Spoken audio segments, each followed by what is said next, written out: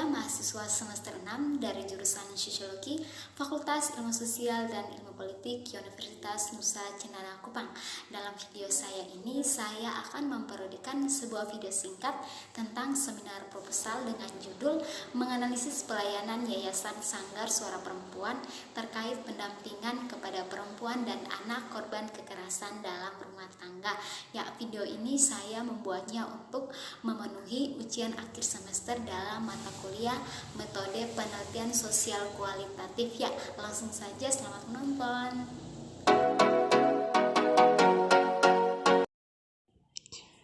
Baik, terima kasih atas kesempatan yang saya peroleh.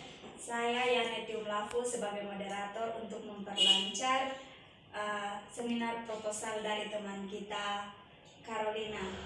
Untuk itu kesempatan sepenuhnya saya berikan kepada teman. Ya, baik, terima kasih kepada moderator yang telah mempersilahkan saya untuk memaparkan materi proposal saya. Ya, pertama-tama perkenalkan, nama saya Carolina Andayani Lukas, NIM 180303141. Ya, terkait judul proposal saya yaitu menganalisis pelayanan Sanggar Suara Perempuan atau SSP terkait pendampingan perempuan dan anak korban kekerasan dalam rumah tangga pada Desa Kesetana, Kecamatan Molo Selatan, Kabupaten Timur Tengah Selatan. Ya, Sanggar Suara Perempuan adalah organisasi nirlaba berbentuk yayasan yang berfungsi memberikan pelayanan, memediasi, memfasilitasi, melakukan pendampingan dan pengorganisasian kepada perempuan dan anak korban kekerasan, serta melakukan pemberdayaan kepada masyarakat termarginal di NTT, mengembangkan jaringan dengan berbagai pihak yang terkait dengan dukungan dana dari lembaga donor, usaha mandiri, dan kontribusi masyarakat. Ya, Sanggar Suara Perempuan ini lahir dari sebuah keprihatinan atas realita di mana dalam masyarakat masih banyak terjadi ketidakadilan yang didasarkan pada jenis kelamin atau yang disebut ketidakadilan gender. Ya, perempuan mengalami diskriminasi atau perbedaan perlakuan dalam banyak hal, antara lain aspek pendidikan, posisi dalam masyarakat, posisi di tempat kerja, akses terhadap teknologi, akses terhadap informasi, akses terhadap jenis usaha yang bernilai ekonomi, beban kerja yang berlebihan, berbagai bentuk yang merugikan, dan lain-lain, termasuk persoalan kekerasan terhadap perempuan yang semakin meningkat dari hari ke hari, mulai dari kekerasan fisik, mental, psikologis, dan juga ekonomi. Ya, hal ini terjadi karena masih sangat kuatnya budaya patriarki dalam masyarakat, serta tingkat pemahaman dan kesadaran yang terbatas dari berbagai pihak, sehingga lahirnya berbagai perilaku yang melemahkan pihak lain, dalam hal ini perempuan. Karena itu kesadaran perlu ditumbuhkan baik dari lingkungan keluarga, masyarakat, institusi, agama, dan negara dalam berbagai level untuk memperjuangkan sistem yang adil gender. Ya, keadaan ini yang menjadi keprihatinan dan keperluan SSP untuk mewujudkan pola relasi yang adil antara perempuan dan laki-laki, menciptakan sikap dan perilaku yang demokratis tanpa kekerasan, serta kesadaran dan kemauan baik dari perempuan maupun laki-laki untuk berjuang bersama demi adanya pengakuan akan hak-hak perempuan melalui berbagai upaya dalam semua aspek kehidupan.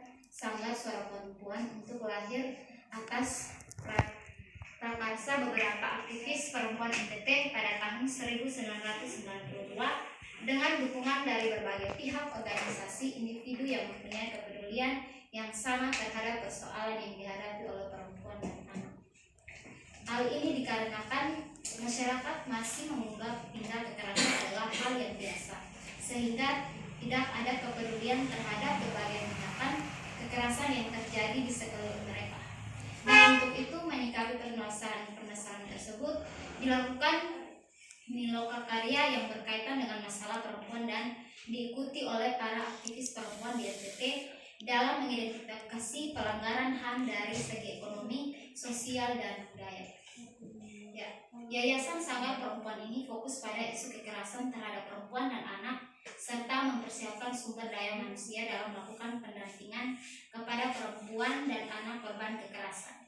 Ya, Sanggar Suara Perempuan ini juga mengambil sikap sebagai pusat komunikasi dan informasi gender, kesehatan reproduksi dan HAM, termasuk di dalamnya kekerasan terhadap perempuan dan anak yang terjadi di sekitar kita. Ya, Sanggar Suara Perempuan ini mendampingi kasus pemerkosaan yang terjadi di Kota Kupang. Kasus tersebut menjadi sorotan khusus media di NTT karena pelakunya terdiri dari beberapa orang laki-laki dan korbannya adalah seorang ibu muda yang kemudian mengalami depresi berat akibat kasus yang dialami.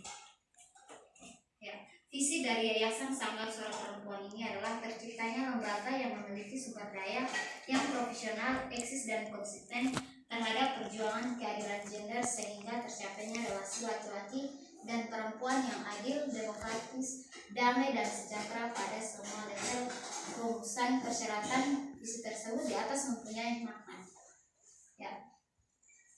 Misi dari Yayasan Sanggar Suara Perempuan ini adalah mewujudkan pendampingan dan pelayanan terhadap perempuan dan anak korban kekerasan secara terpadu dan prima yang didukung oleh sarana prasarana yang memadai sesuai dengan kebutuhan korban. Meningkatnya pengetahuan, wawasan dan kesadaran perempuan laki-laki tentang isu hak asasi manusia, kesehatan reproduksi, kesehatan kekerasan terhadap perempuan dan gender agar perempuan memiliki akses dan kontrol terhadap berbagai program pembangunan dan posisi strategis baik dalam lembaga formal maupun non-formal. Tujuan dari Yayasan Sanggar Suara Perempuan ini adalah meningkatkan kapasitas sumber daya manusia dalam rangka terwujudnya pelayanan bagi perempuan dan anak korban kekerasan serta mengakses berbagai sumber daya.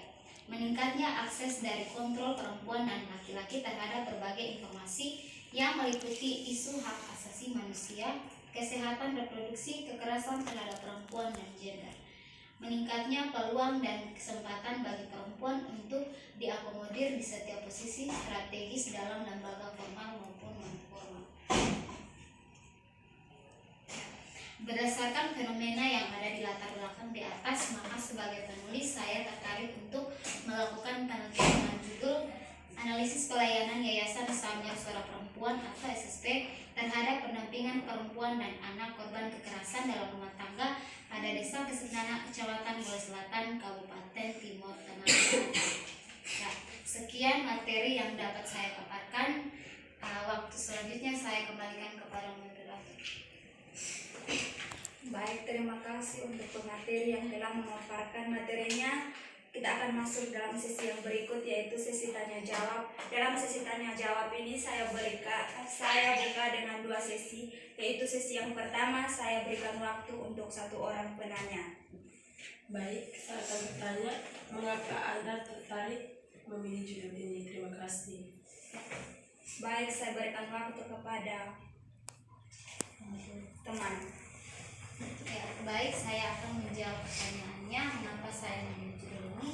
Saya memilih judul ini karena saya tertarik tentang masalah sosial yang terjadi di tengah kehidupan masyarakat, khususnya sekarang ini banyak kasus kriminal yang dialami oleh perempuan dan anak.